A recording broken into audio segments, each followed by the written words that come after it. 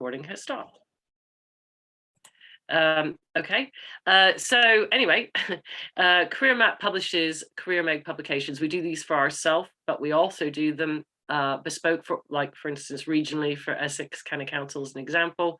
Our magazines and our live events, which I'll come to in a minute, are our content that informs young people or anybody, job changers, job seekers, about the opportunities that are available, information about sectors, and pathways. And importantly for this, we're talking about skills and qualifications that they can get to get jobs that might outlie the traditional A-level route.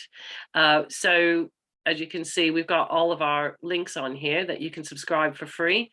And we circulate these out to get those kind of feedback. And then they can link to live opportunities, whether that's actual jobs, apprenticeships, or if that's going to be perhaps skills training and so on. So we have our magazines, and then on our next slide, you'll see that we have our live events. So we run about 5 live events. These run over a week. They're virtual events. We get up to 25 employers or other organizations, thought leaders that come in. And again, we record all of these, questionnaire much in the same situation that we have now, and then link them to live opportunities. So really, we just believe that you don't know what you don't know, if that makes sense. And how can you search for something if you don't know that it exists? So we onto the next slide, you'll see that we work with a lot of employers, and they work with us because of the branding and awareness, and getting into schools, as I'm sure is an awful lot of pain for a lot of you, because we have the connections with schools, colleges and sixth forms. They use us as a way of getting into the door to be able to talk about their different apprenticeship schemes, early year schemes, and other things that they may be taking part of, which might even include things like the T-levels, which we'll be talking about shortly. But before we move on, and this is new to me on Zoom, but we have 2 questions that we would like to ask in the poll. As Helen said earlier, you were all very lovely and said things in the chat about who you are and where you're from. We appreciate it. But for data, as you all know, data is everything. It would be helpful if you could answer the poll and tell us really who you are, and that's by ticking what kind of job title or role closest fits to what you do and what your organization does roughly. And if you could do that, I'll just waffle on for a minute while you fill that in, and we'll leave that up for a couple of slides for you to fill in. This will give me data that I can say we had how many people turn up to this event, plus other people we'll be speaking to, and what kind of voices you guys represent, which is going to be really important, particularly if it's the difference between someone who may be more on the policy end of things or somebody who's frontline and has to deal with this day to day. One thing I will say is a lot of this is to do with the DWP and a review of the DWP. So if you have particular dealings with the DWP, I'm particularly keen to hear what you have to say. Okay, so that's great, and I can see people are accessing that, and I should probably say we've put as generic a term for job titles as we can. So if there's anyone on there that's not quite sure that their job's on there, there is another. We have asked people to tick other, and you can just pop other and then pop in the chat what it is your job role is. And we've asked on this first poll, we've asked what your job role or job title is, and also what type of organisation do you work for. So you'll see there's 2 questions in there. But please feel free to take your time to have a look through those. I can see actually 18 of 25 have responded already. So that's really good. We've got 72%, 76%. It's jumping up, Sharon. While they're just finishing off, though, Petra's asked a question. Is Careermap just for England, or does it cover Wales and Scotland? Careermap is just for England, and as I'm sure you can appreciate, it's because one, the educational systems are different to the other ones, and the different offerings will be different outside that, like government schemes will be different in the other 2 countries, well, 4 countries, devolved nations as well. It doesn't mean to say that they don't access it, but for instance, we don't specifically do Wales because we would have to do a Welsh version, and none of us are Welsh speakers. Okay, excellent. So I can see that most people have now had an opportunity to answer the poll. So the way we're seeing things at the moment, we've got 9% of people here are in an administration role, 9% business development management. We have 14% are employee solutions consultants, 14% frontline practitioners, which we're including in work support and those type of roles as well. We have 9% partnership and supply chain management, 23% senior and area management, 5% support services, and 18% other. Now I can see as well people have popped in the chat where they've put other, and we've got some consultancy type work, and we've got people who do bids and tenders. And I do bids and tenders too. You have my sympathy. So those are the job roles, and again, you know, we will we could probably, I'll end the poll and launch that poll now, so everyone, I can share the results and everyone can see both sets of results as well. And let's have a look at the different type of organisations for you, Sharon. So 9% are representing charities, 14% representing community support groups, 18% housing associations, 14% local authorities, 5% prime providers, and 18% supply chain providers. I must admit, I'm quite shocked. I thought we would have a higher percentage of prime providers represented in this group. So that's interesting. And 23% other, and we've got that captured in the chat. So we've got some consultants and some different types of organisations represented. Right. Have you got, can you show the results from the different types of jobs? Is that possible? We did, yeah, we did. I can share. Oh, sorry, I only saw the job types. I didn't see the company types. Yeah, if you scroll back up, Sharon, you should be able to. I see. Yeah. There you go. There you go. So that's all on there. Perfect. Thank you. Okay. Great. So we'll move along now to the meat of this. I'm going to tell you now that my slides are text heavy. I'm a graphics person, art person. I really don't like text heavy slides, but we have made them this way. I wanted to make sure that you had the information if we didn't get through speaking everything. So just to give you some context, this whole thing is based upon the government's plan for jobs and employment schemes that they have running, and we'll come and talk about some of the different ones that are available. And the Parliament is doing an inquiry, talk about the effects about getting people into employment, including disadvantaged groups and those in low-paid jobs and young people.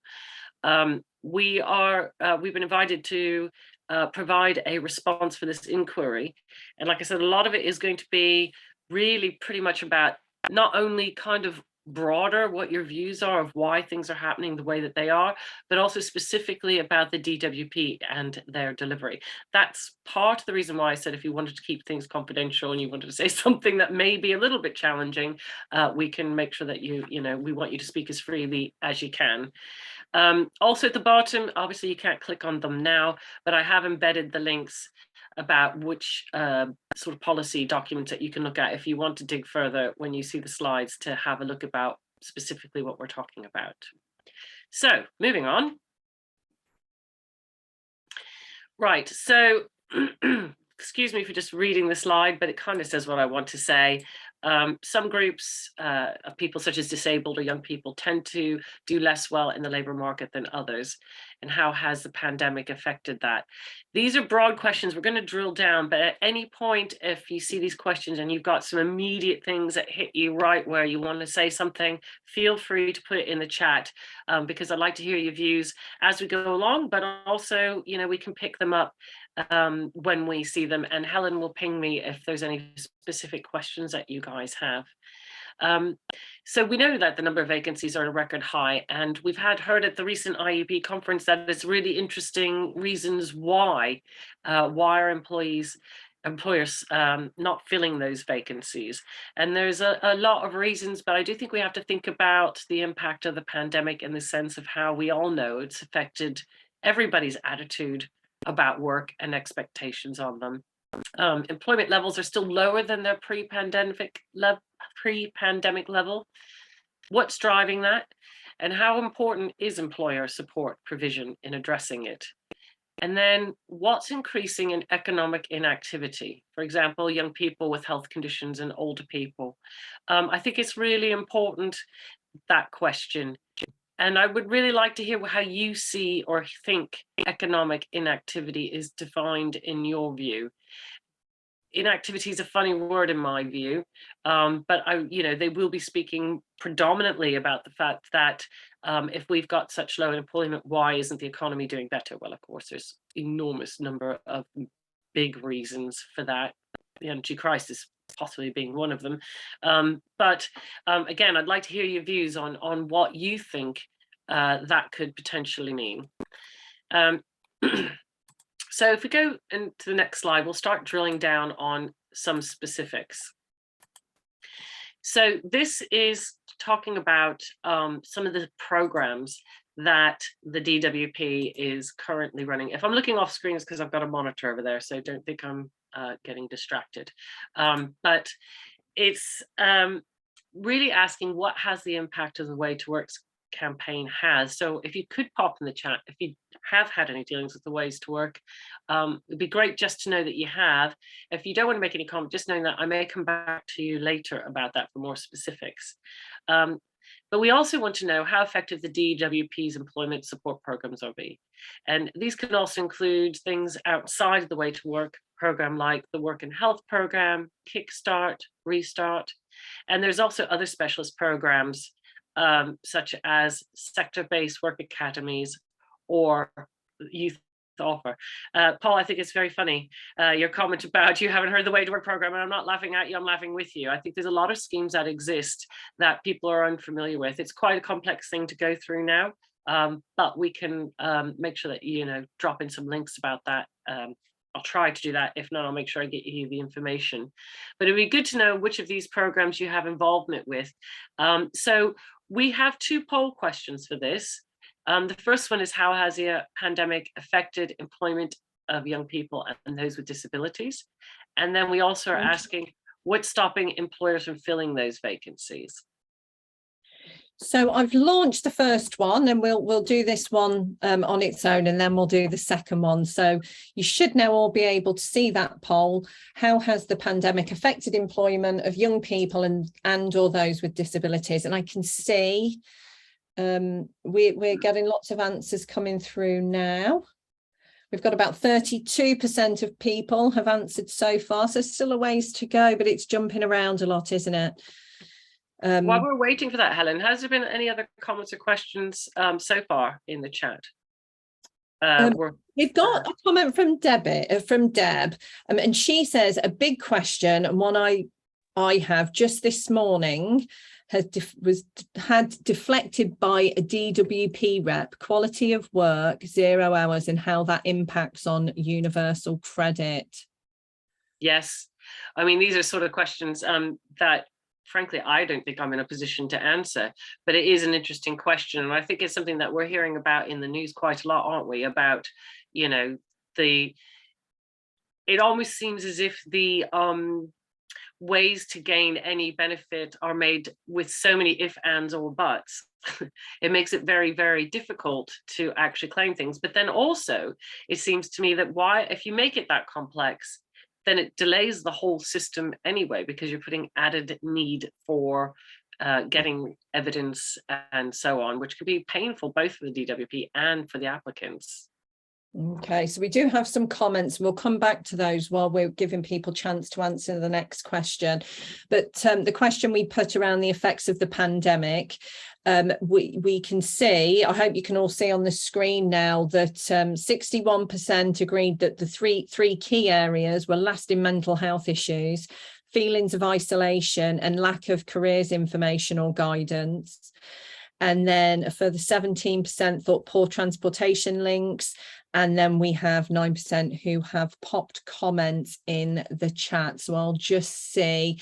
While you're looking at that, I would like to say that I'm not pleased, but it's very interesting to me to see that 61% of you said lack of careers information or guidance. And that's exactly one of the reasons why Careermap's getting involved with this, because that's kind of our area of expertise. And interestingly, up until recently, and when I started getting involved with the IEP, there's been a disappointing disconnect between employability and skills with careers information and guidance. And we did a project with the where we were commissioned by the Careers and Enterprise Company to work with independent training providers to speak to them about the careers information and guidance that is not currently a legal requirement for schools and colleges, but is not for training providers.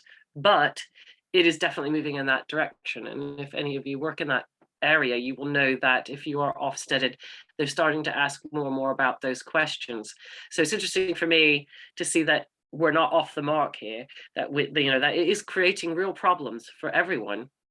Yeah, definitely. We're working closely with CDI at the moment, mapping the advice and guidance qualifications with the employability ones to really make sure there's an understanding of the overlaps and the common themes. So the other we had, the 9% of that was lack of supervision, companies running too lean and mean, and their lack of training. So yeah, that was a good result. Shall I share the next poll? Please. Okay, let's launch that one. So we were going to look at those unfilled vacancies. So as you can see there, what's stopping employers from filling vacancies? Is it not enough specialist skills, requirements for roles too high, location of employment, benefits poor, the pay's too low, unreliable hours, or 0-hour contracts, or others? And I can see already we've got other comments coming through. So I'll read those out for those who are joining us for the recording. And Paula said, lack of career guidance. This has been sporadic, not universal. Some training providers didn't adopt online and remote support well. Some gaps left. Some job seekers expressed considerable dissatisfaction and disengagement with JCP support. So I can see we're up to 50% of people have replied to this now, and we're seeing again a variety and a real mix of the reasons that people. Thank you, everybody, for putting your comments in the chat. I know it's it can be, when you're trying to watch one thing and listen to another and type at the same time, can be a bit of a challenge, but it's really, I'm watching them pop up and it's really very, very interesting. As we said, we've got quite a lot to get through in a short period of time, so I may not be able to comment on anything, directly, but do believe me that, I will be scooping all this up and it's all invaluable information. So thank you very much. Yeah, so let's share those results so we can see, because I think we've got pretty much everyone has responded now. So 39% have said not enough specialist skills. 30% have said requirements for roles too high. Location of employment comes in at 30%. Benefits poor comes in at 13. Pay too low, 39%. Unreliable hours or 0-hour contracts, 52%. That's really high. And then others, we've got the 35%. Yes, well, we had that comment earlier, didn't we, about the 0-hour contract? And yeah, that I'm surprised that is so high, because that must be where the large employers are basically trying to get everybody without giving any commitment to them, and then they wonder why they can't get people to commit to them. It's a challenge, isn't it? And we've also, one of the other comments, it was around the reputation of the employer, the cost of transport, if indeed it exists. The 24/7 economy is not backed up by transport or childcare. I think that's a real issue, isn't it? It certainly is. Definitely. We've also had other comment from Dahlia. Housing costs can be unaffordable in work. Yes. And that, I think that's all kind of looped in with location, if we talk about in the terms of where people live and where the jobs are. Because if you are quite a distance away, or the employer is an expensive part of the country, this is particularly true for people who are like perhaps in public service jobs, trying to get to their job and then paying for parking and everything else, and now petrol. Great, thank you. So if we move on, this is, like I said, this is a very text heavy slide, and it's all really around the DWP specifically. Don't worry if you're thinking, why am I'm not, this is not, you could have lots of very positive things to say about the DWP, which I think it would be great to hear too. I just wanted to these are the questions that are actually asked from the inquiry, and they were looking at how, I mean, they want to really look at, does it need reforming or improving? And I think that one of the questions that's most important to me is the dual role that the DWP has, which I think we come on to on the next slide. So if you don't see it in this one, we will talk about, no, it's not on this one, right? So there is the dual role that the government, that the DWP has as well, which is doing the assessments and then giving the benefits. And is maybe that a conflict of interest? I don't know. I'll just slowly read through these questions. And again, if you can answer any of these questions in the chat from your experience, if you've got, you know, can put perhaps even, I know it's a lot to type into a chat, but just a short kind of, for example. So do you think the DWP could work more effectively with employers to ensure that people coming through the Job Centre Plus are well equipped for vacancies? Now that's not really, in my view, a simple yes or no question, because really the next question is got to be, well, what could they do to make people well equipped to fill vacancies? Because if you consider the results of the questionnaire that we've just asked, most of you have said it's because they're unreliable hours and low, you know, zero contract hours. Well, that the Job Centre Plus can't do very much to equip people to fill those vacancies. It's really down to the employers to sort that out. How effective is DWP support for self-employed people, and how can it be improved? This is an area that I know that was particularly highlighted during the pandemic, when there was a lot of benefits that were very much focused to employers to help their employees, and a lot of self-employed people were really hurt by that. So if you work with self-employed people, what is the outcome of that post-pandemic, and how is that being addressed? How can the DWP work more effectively with employers to ensure that people are coming through? Oh, sorry, I put that question in twice. Sorry about that. How could the DWP work more effectively with other departments and external organizations, including the third sector and private sectors, in developing employment support? This is an interesting question to me, and I heard, you know, you said earlier there's quite a few of you out there that are doing bid writing.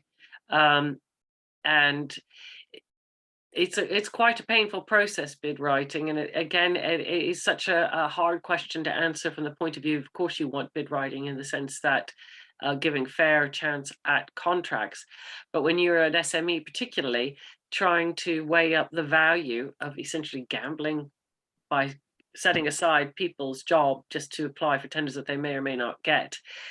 Do you have any ideas about any other ways that this could be done outside the tenders, or a way to improve the sort of possible tender process? What can the DWP learn from the third sector, local government, and the private sector about how to best deliver the employment support? So perhaps you guys are delivering programs at the moment that you're doing the best to do by the rules, but you might have some little light bulb moments and say, gosh, if we only did it this way, it would make this so much better. That would be great stuff to hear from you. And also on the next one, international. I was asked, Careermap is just England, although we are aware outside the UK, but some of you may be working as part of international organizations, or through your work, perhaps are linked to international organizations that do things a bit differently, or maybe a whole lot differently. If there's anything that you've come across there that you think that's interesting, I think if we did that here, it could work. Love to hear that too. Helen, what do you think? Do you have any comments, or does anybody say anything in the chat? We're getting lots of comments in the chat. I'm just sat here thinking, would it be possible, Sharon, for me, I could send some of these questions out this afternoon, couldn't I, as soon as we finish the session, to everyone who wants them? If you've got time and you could spare sort of 20 minutes to maybe email us back, so we could get you more qualitative data if people have time to do it right now. Yeah, because we are getting some really interesting comments through, but there are quite a few questions, and it'd be really nice if people could pick the ones they want to respond to and come back to us, and we can prioritise sharing that with you.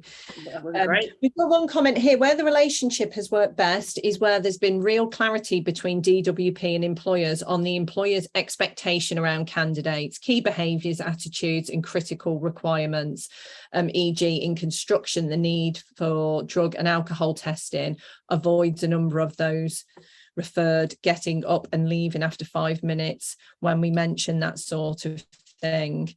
So for me, it's about engagement between DWP and employers.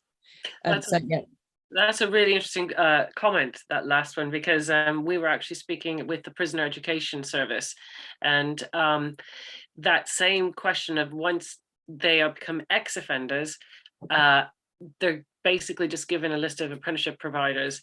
And what would be probably more helpful is if there was a list of apprenticeship providers and employers who are ex-offender friendly, that or in this case, you know, if they've had drug testing, and that if an employer is willing to give them a break, again, friendly, that, you know, in the same way, having that kind of information would help people sit in the seat longer and listen longer and not get despondent either, thinking, well, there's no point carrying on this conversation. Also, Helen, we've got 2 questions following on for this slide, if you guys don't mind. These are just like your typical excellent, good, fair, poor, asking about, you know, if you've been dealing with it and providing what your opinions are. So I'll hand over to Helen for this. So I'm just double checking which one. We have a question on DWP programs. I think you may have covered that in the start, but we also... This is, how well do you feel the DWP is providing support and administering benefits? Here we go. That's the one we have. Yeah. So here we go. How well do you feel the DWP is providing support and administering benefits? Excellent, good, fair, or poor? So it's obviously coming in a lot quicker here because it's a little easier when we just have to click one. And I'm sure, you know, we've got up to 44% so far. It's around the 80 to 85% are saying fair.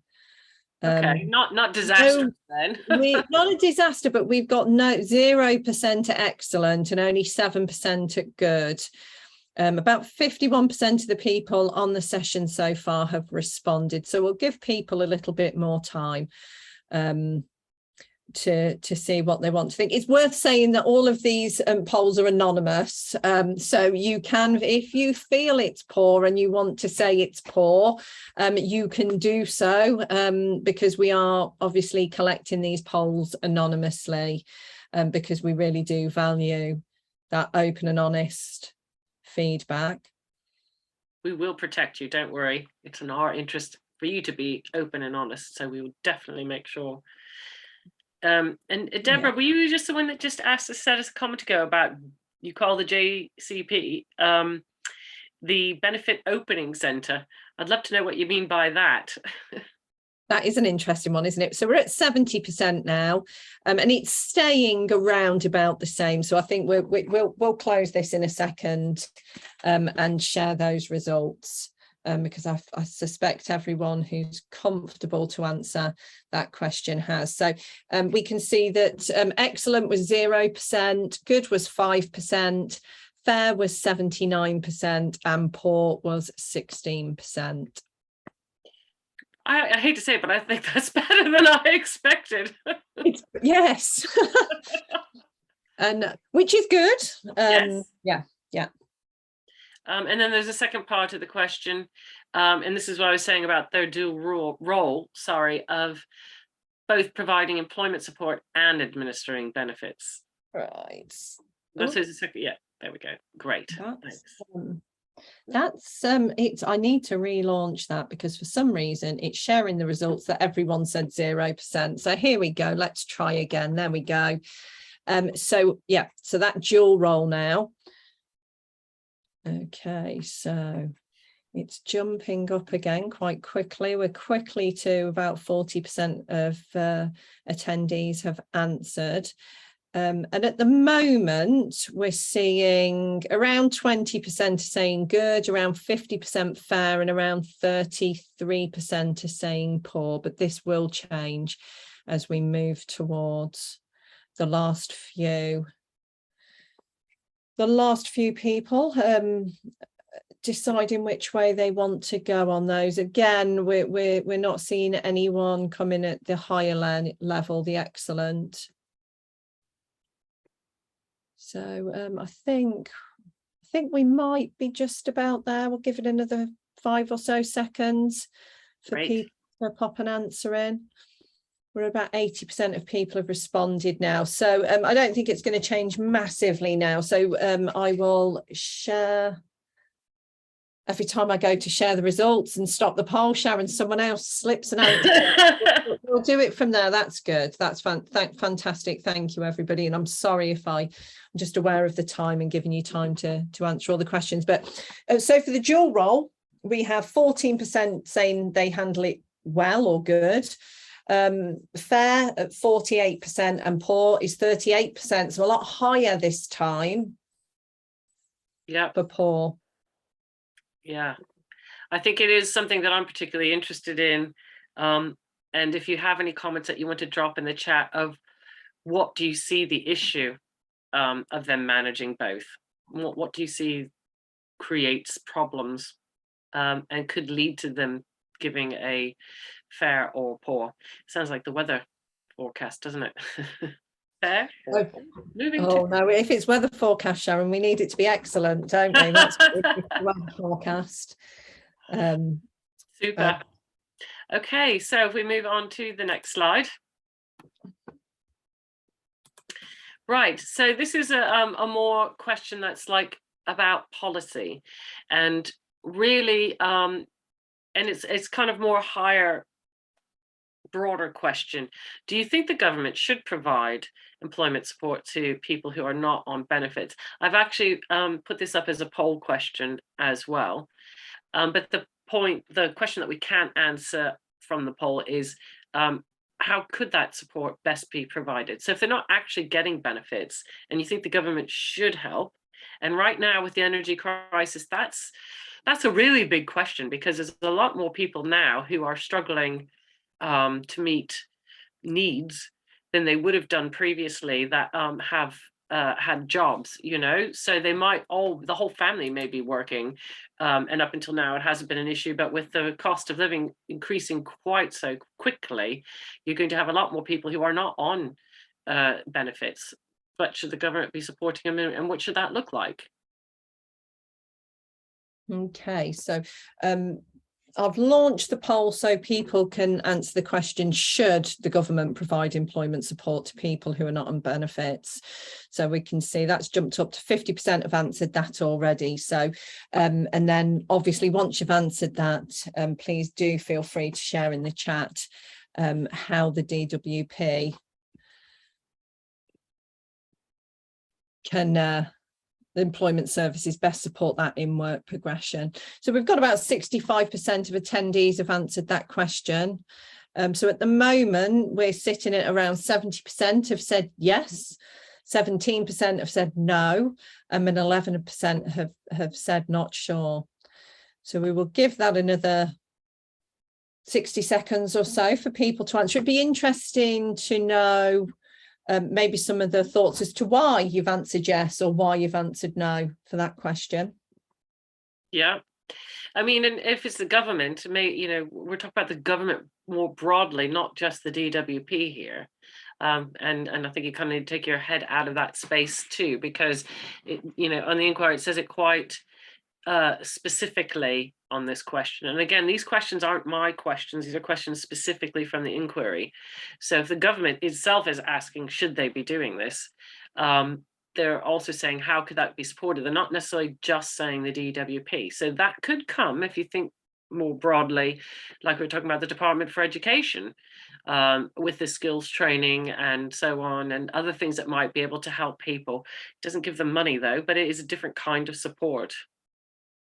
Bye, Catherine. Thanks for joining us. Right. Well, am I still here? Yes, you're still here. Okay, I've just gone very, very quiet. Oh, Brilliant. sorry, that was me. I muted myself so I could cough. I didn't think everyone would want to hear me. No, that's We fine. don't I just suddenly thought I fell out there. no, That's great. Well, we actually have counted through the slides much more quickly than I expected, and I really appreciate some of the comments that have come through the chat.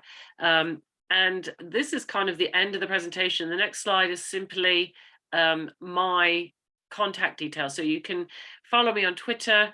I have to say that most of my Twitter stuff is, well, it is all employment, education, careers advice, and same with my LinkedIn. So I'd love to hear from you there. But before we go, I think I can only see a small portion of my chat at the moment from the way my screen is, so I can't scroll through. So Helen, is there anything in there that seems to be a theme or anything important, that you've kind of picked up on that's worthy of asking the question or discussing? yeah, we've I would say we could ask people if they've got any comments they'd particularly like to discuss at the end, or any comments they'd like us to share, or any questions maybe that they have for you.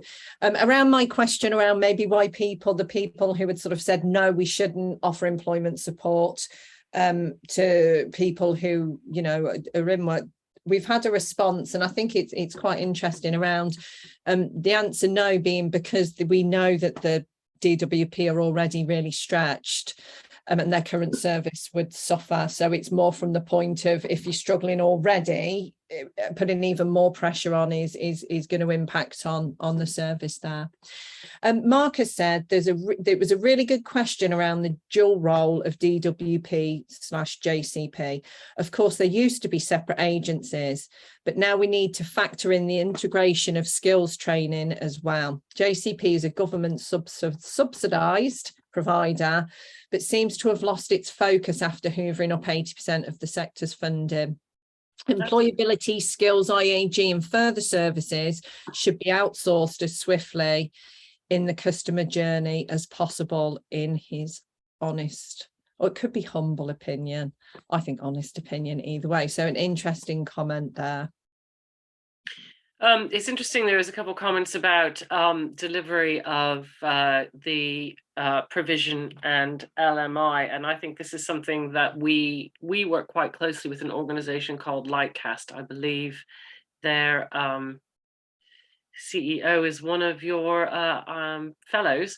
He's been brilliant in supporting us with providing that kind of information, and it's something I'm really, really passionate about, both in terms of benefits and skills, qualifications and careers advice, because there's a phenomenal number of young people who, when they finish education, whether that's leaving school or whatever qualification they're doing, perhaps an apprenticeship or university, an enormous number actually continue to live where they were raised, or go back there. And if that's true, one would have thought the importance of understanding your local economy and what the kind of careers and future sectors, opportunities are there should be something that is a priority. I don't know what people's experiences are of that in terms of matching location of where you're delivering skills and qualifications is to where the needs are, like what the local employers want and how much information you actually have. Okay, so hopefully we'll get some comments come through on that. While we do, we've had an interesting comment from Dahlia, who said in-work progression is a major problem. There are lots of highly qualified professionals from other countries who struggle to regain their profession in this country. So we're seeing challenges in lots of areas. Deborah said, we're venturing into social mobility and levelling up here. If you can't afford to move, if you don't have the money to do so, the job you do fails to give you that option. Absolutely. As I said before, obviously our worlds are being career map, and the world of the people on this call, that there's a crossover, but we're not exactly in the same world. So a lot of the comments that you're making are really important to me, because it's not really my specialism, and you know, the area that we're in and feel, and I personally have experience, is the careers world and understanding things like apprenticeships from the qualifications point of view. But what impact that has on what the delivery are and what you're dealing with is really, really interesting to me, and I really appreciate all the sort of comments that are coming through here. Okay, Scott has said, I totally agree, Sharon. We often publish this information about labour forecasting for big programmes, but lots of FE providers simply won't take the plunge and invest in new technologies or emerging skills without a guarantee of jobs at the end of it, because I assume of the financial risk that entails. That's very true. And I know this from my bid writing, that there's an awful lot of, if you're going to call back funding for delivering, you have to have that at the end. So if they don't know that they're going to get their cohort into a job, it's a pretty risky approach for them. And I don't blame them. Deborah just said the same thing, colleges are risk adverse. Well, I worked in a college for 7 years, and I know that they have incredibly tight budgets. And more tied to than, as we all know, schools and so on. So if they're trying to deliver all things to all people, they do have to be selective and careful. It's not a helpful answer.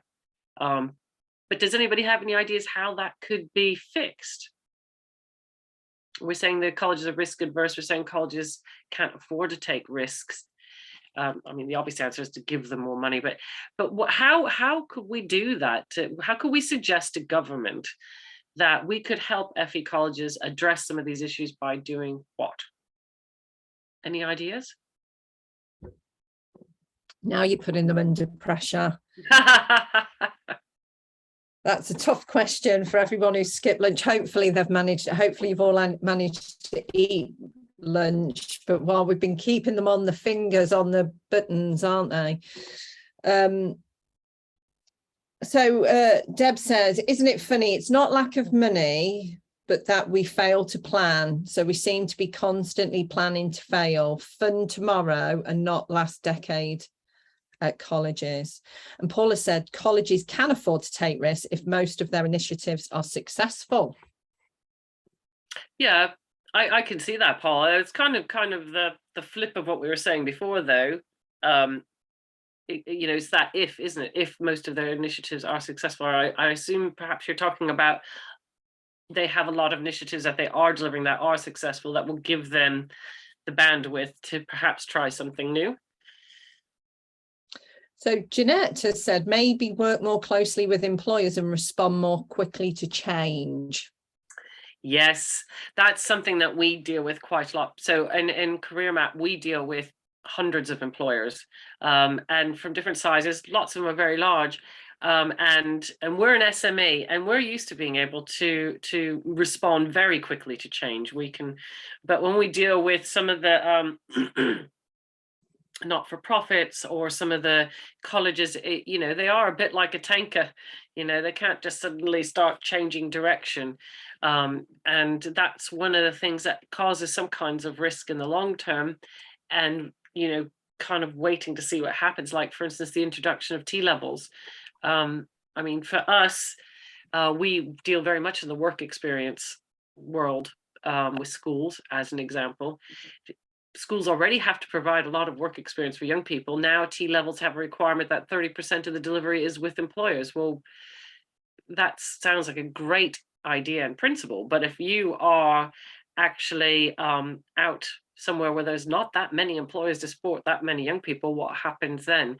And we'll not really know what the impact of all this is going to be, because some of the T-levels won't even be introduced till 2025. Okay, so Dahlia said colleges need realistic and timely information about what employers are asking for, and Scott has responded to that and said, yeah, and I've heard that so many times, but they very often want information to a level of detail that labour forecasts can't provide with certainty. And therein lies the rub, I think. There needs to be built-in scope and incentivising for taking risks around training for emerging jobs and skills. Hi, Isa. Thanks for joining us.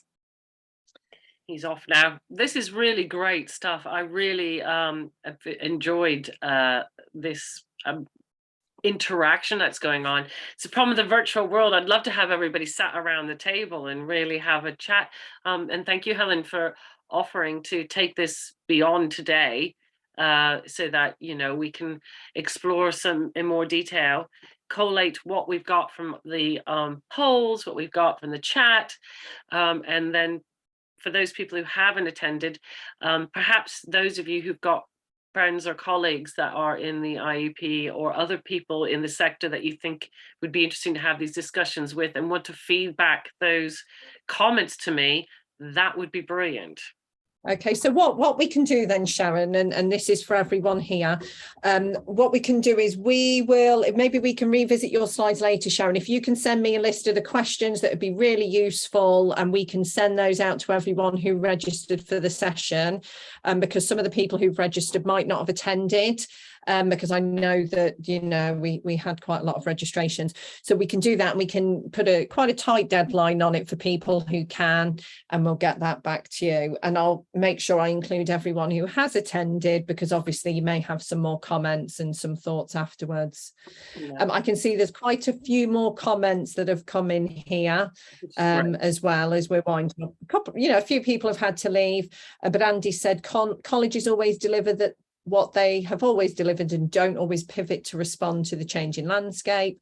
For example, in the prison service, where construction training is significant, the colleges haven't reacted to the emerging need for more skills around areas such as wind turbines and demolition. Interesting. It is. I live near a wind farm, so yeah, I can see it is definitely an emerging need. Paul says part of the challenge in identifying employers' skills needs is surely the timeline. Few employers can confidently say 2 years or more in advance what their needs are. That is. Yep, so we've got a few more there, and on a similar vein around the colleges. Now, Benjamin, I nearly shortened his name, and I should never do that without asking permission, so apologies there. Benjamin is asking, will the recording of this session be available? Yep, for those who joined after the start of the session, we will be, but we won't be doing it straight away, because obviously we're going to be pulling all of the information that Sharon has gathered from all of the various sources, and putting it into a report. And I think that once that's ready, we will have a date that we're able to share it. And we will write out to everyone who registered for the session to let them know when the report's going to be available and when we'll be launching the session recording via the YouTube channel. Yeah, I hope that's okay. Sorry, I would like to say thank you again for everybody who took part, for all your really, really great comments in the chat, and for all the responses to the polls. And if we natter you later, and we send those questions out, if you could share that with anyone else. Time is of the essence, though. I have to submit this report to government by Monday the 12th. And as I said, I'm also a bid writer, so I'm going to be doing quite a lot of things at once. So the quicker I can get those in, the better it will be to be included. Your anonymity, if that's what you like, is really important to me. I work in data day in and day out. I won't take it lightly. But if you are happy or particularly unhappy to have your name or organization job title mentioned, just let me know. If I can quote you directly, that would be brilliant. Helen's got all of your details, and we've got your stuff in the chat. But if you want to get in touch with me and send me an email or comment on LinkedIn, in fact, it would be really helpful. I put a post up today about this session on LinkedIn. So if you could just put a comment on there so I can encourage more people to get involved for the next session that Helen was talking about, that would be really helpful. Excellent, wonderful. Thank you, Sharon. Benjamin, you've asked about last week's session, when the recording will be available, and that will be available before the end of this week. There will be three more sessions available via the YouTube channel this week. So do have a look for that. For those of you who aren't always able to attend, we do share the sessions via the YouTube channel. So please do pop over. You just go into YouTube and you search for the Institute of Employability Professionals, and you'll you'll find us. Hit subscribe, and then it does let you know when we upload the session. So please do that. I'm seeing lots of thank yous there.